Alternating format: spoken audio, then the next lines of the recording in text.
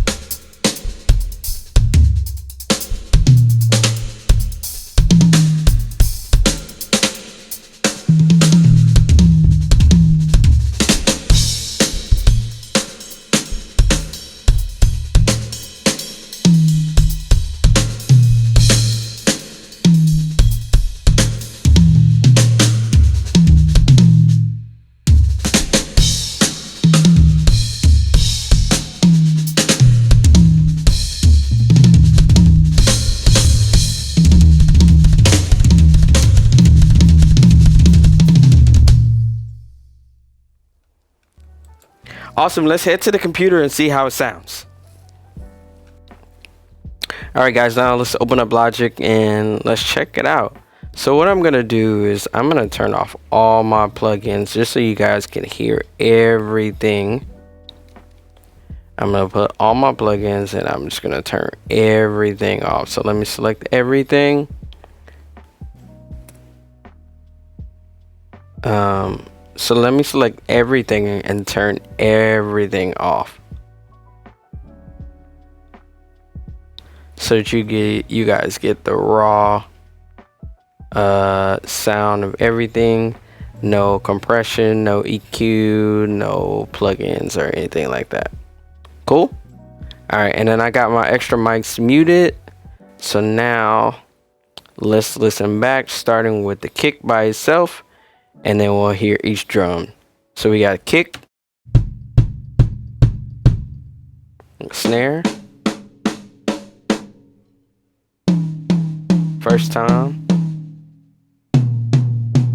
second time, floor tom.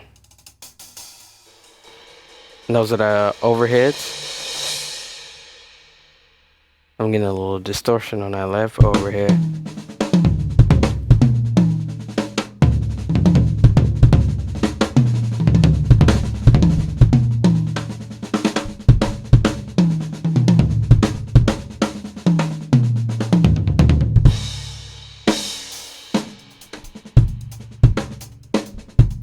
Now, like spot on, this just like right out the box, they don't sound bad.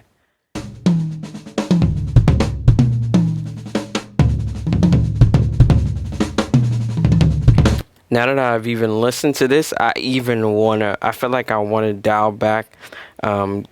This is me already listening afterwards. I might dial back a lot of my settings because the raw mics just sound good by themselves. They don't sound bad at all. Like, man, they sound really good. They're capturing good. The drums sound like the drums.